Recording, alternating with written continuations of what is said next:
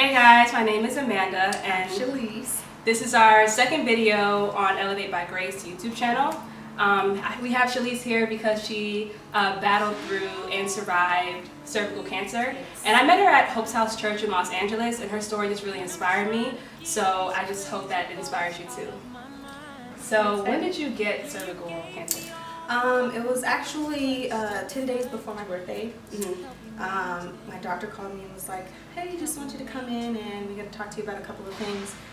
So I was like, okay, and I had a abnormal pap. So when I came in, they said, you know, they gave me this crazy term, and I asked them, I said, you know, what is this? What does that mean? So they said, it's pretty much cancer in your cervix. And so we can start you off with chemo and do all that.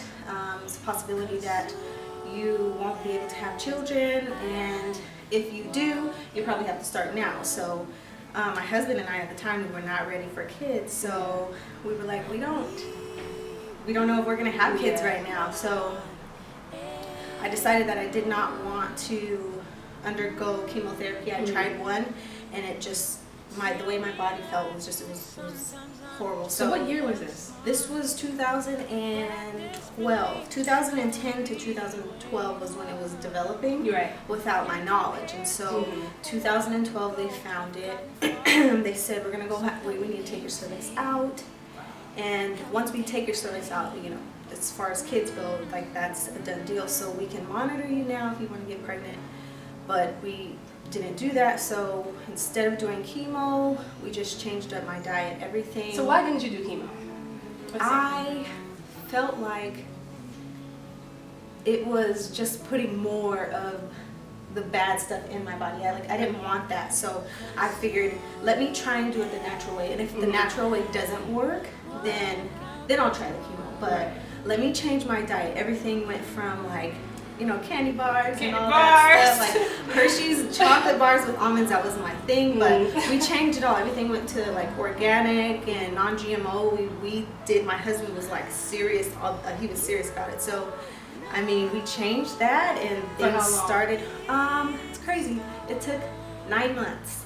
9 months. 9 months. The time it takes to have a baby, y'all. Right. The time it takes to have a baby. So you changed your diet completely from eating one way to eating another way for 9 months. 9 months. You rejected chemo. Did you take any medications? I didn't take any medications. No medications. No medications. No Western medicine. Is that what I'm hearing? Yeah. Okay. Everything. I did not want that. So, a lot of prayer. A lot of support from family.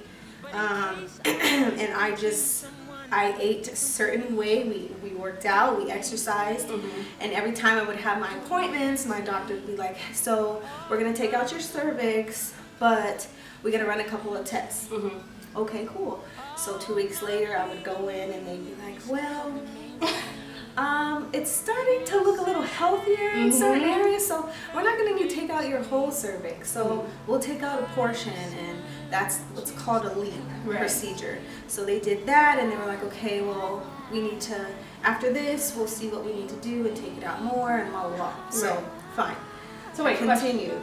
Were your doctors kind of like confused as to why you were getting healthier? Yeah. So they were like, well, you know, you're not taking any chemo, so we're trying to figure out what's going on. And I was like, look, you guys, there's other ways that you can be healed from cancer other than just doing the chemo, and people have done it before. So I was like, okay, I'm gonna do this. And one thing that I stuck in my head was that, you know, even though I have cancer, it's not going to kill me, and it's not going to be the death of me, and yeah. So I was like, I accept the fact that you guys are diagnosing me with cancer, but I don't accept that I'm not going to be able to have children, or I'm going to have to take this and that. So I was like, you know, my mindset was focused. So when I would go into my appointments, they would be like, we just don't quite understand.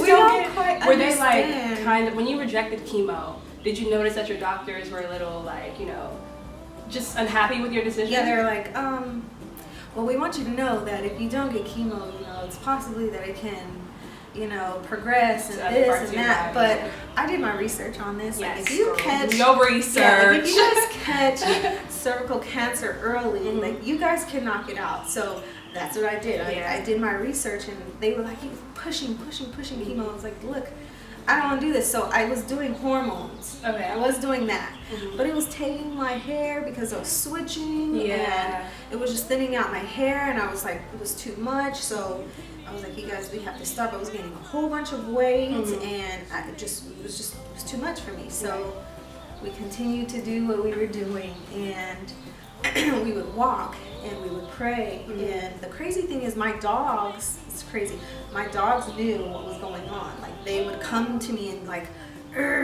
sniff, and I was like, what's going on? And they, like, through the process, it would be less and less. Oh, so they would come, like, I have a black dog, and he's Pomeranian Chihuahua, and he would just put his paw like right in here, and then it would just he wouldn't do it as much. So I was like, okay, I think everything is good. But the more appointments that I had, the less and less they were like, I don't think we can find it right now. Wow. So look at that. We need to do a couple more tests. And I was like, okay, that's fine. So I let them run more tests on me, and eventually, after that 2-year period. yeah, so that 9-month period. That 9-month yeah, period. 9-month period. Yeah, so they were like, okay, we're gonna do, I was doing, pap smears literally every like 2 weeks.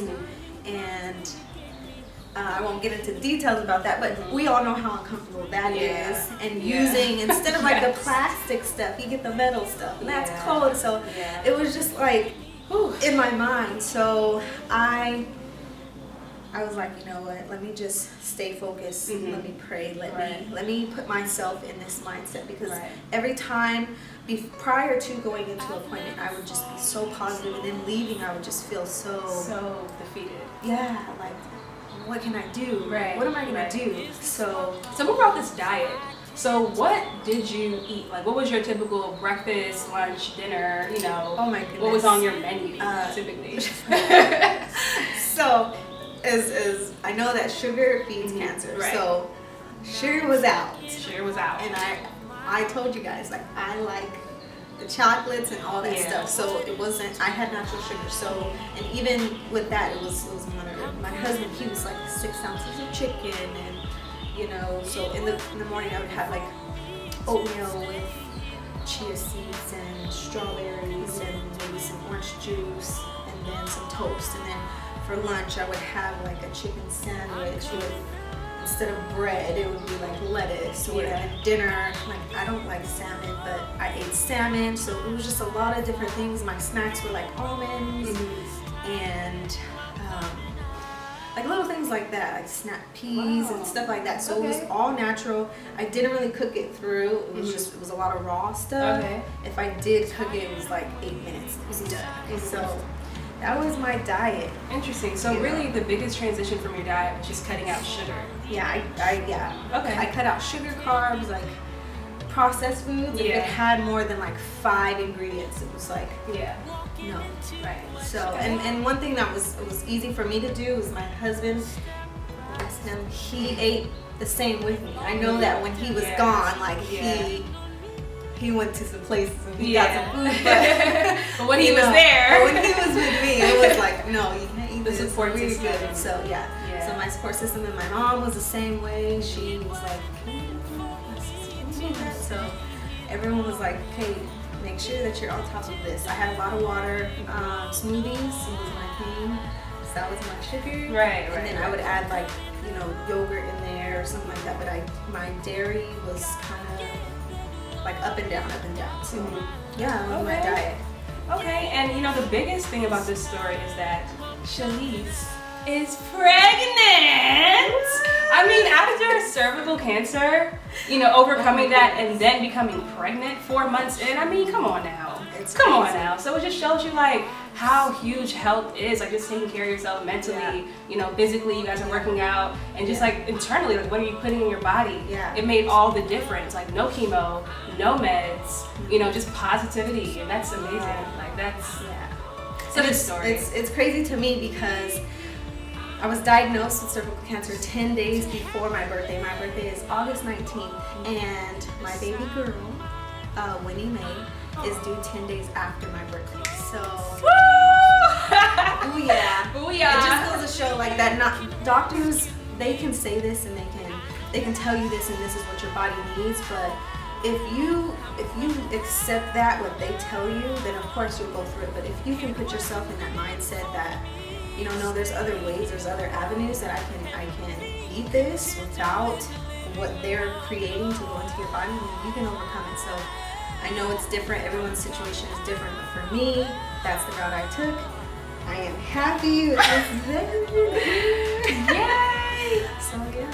Thank you. I'm so appreciative to have you here and share your story. And I really hope that someone is inspired by this, you know, because I feel like at this point, everyone knows someone who has cancer, who has had cancer, you know, so it's just, you know, just seeing one person who definitely got through it, you know, and not even through chemo, not even through medications, just through health, being healthy. Yeah. So thank you. Thank you for watching. Thank you for listening.